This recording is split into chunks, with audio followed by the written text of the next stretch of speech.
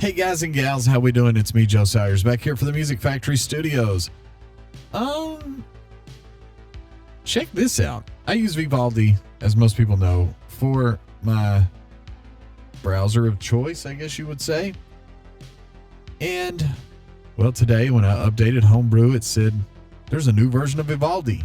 So I'm like, yes, it's my favorite browser. I was an Opera guy for years. And then Opera kind of decided to be sold to a company that I don't trust. So the original inventor of Opera created Vivaldi. So when I updated, it always opens the Vivaldi page to tell you what new features they've added. And there was a few different things, and it said something about gaming, and I'm like, I could care less because I don't play games. But there's this little guy in the corner, if you see him down here, and I'm like, what is that? Well, it's a game. It's very retro-ish, and it uses quite a bit of GPU power to play this game. Yes, you can play it on Intel graphics, but I was shocked at how much GPU power it used. So if you don't know, my MacBook here is a very basic i7 MacBook, okay? It's the i7 9750H, which is a 6-core, 12-thread CPU. It has the Intel graphics and the Radeon 555X, which is a really, basically an RX550 with 4 gigs of RAM and an two extra compute units. So I have a 550 in one of my desktops, and it is what it is. It gets the job done. I didn't need a big, powerful GPU in my Linux PC. I just wanted one that worked. And so when I bought this, I'm like, that's all I really need. If I edit a video 1080p or something, it'll render a little faster with it. But I ended up with an RX5700 MSI. It's a really nice graphics card. I also have a 5700 XT from Sapphire. They're basically the same for what I use them for. I use them for editing, and I really can't tell a render time difference. I've even shot them out doing like 4K 60 renders from a GoPro in DaVinci Resolve and Final Cut, a few other video editors, and there's not much difference.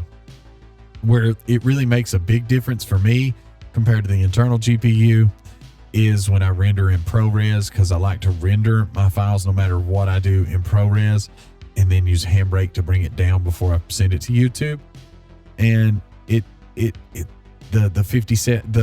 eGPU with the 5700 or the 5700 XT does a lot better. But as you can tell, this is a real basic machine. But this little game here took my 555X literally to the limit, and the Intel graphics ran at like 98%. I was looking at it on Statistica or iStatistica Pro, and it was running them both at just full blast.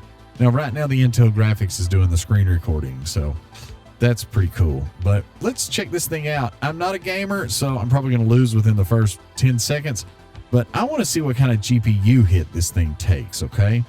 So as you can see on Cinchi right now, in the middle here, the Intel graphics is doing the screen recording, but the Radeon 5700 is doing everything on the screen you're seeing. Now, this screen is at Retina level.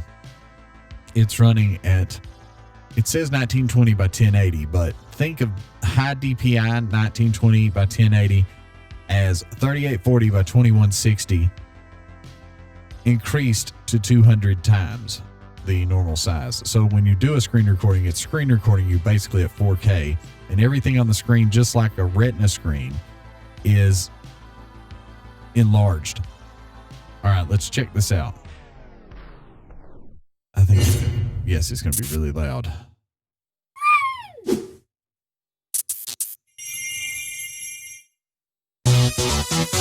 So it's got this little practice area and this music in the background. Okay, I'm literally doing nothing. Now, this is a browser game. And, oh no, it won't let me show you. I have to make it smaller here. I'm going to get out of full screen here, and it'll let me show you. Okay, as you can see, here's the 5700, and it's running at about, I don't know, 62%. So if I use the 5700 XT, it probably run at, I would say 60 to 58 to 55 to 60%. And now this one's running, just sitting here still in the game, at about 65%. So we'll play for a few minutes and see what we get. Now, I'm no gamer here, okay? Apparently you push the M button to shoot forward, you push the N button to shoot up into the air, and if you combine the two, it shoots in a diagonal motion.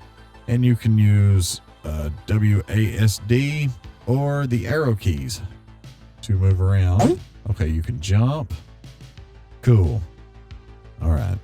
Now, let me turn that sound off too. Yeah, not a fan of the music there, but that's cool. Whoever did it, congrats. Spacebar to start. Here we go. 3, 2, 1, and go. I always did better as a kid anyway when I played my Nintendo in the 1980s. Yes, I am that old. See, I'm terrible.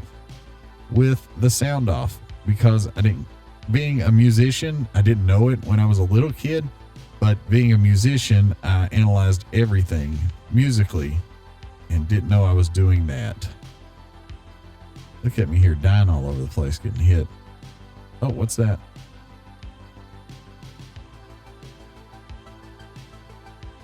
Oh, I can't pause the game, huh? Well, that sucks.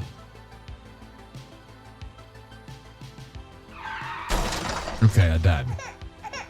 So let's look at our GPU usage. It stayed the same. So it in game versus, just being in the start part of the game is about the same. The game is actually called, I don't remember what it's called exactly. Let's click it here and it'll show us the name.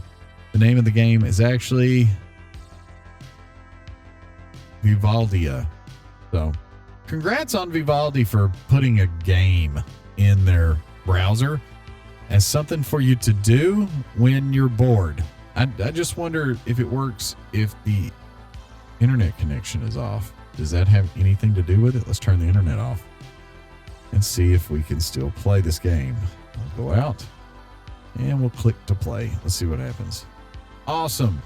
That's just great. You can play the game even when your internet's off. That makes the browser actually useful. So congrats to Vivaldi for Vivaldia. All right, guys and gals, I'll never do another game review, I promise. Have a great day, y'all.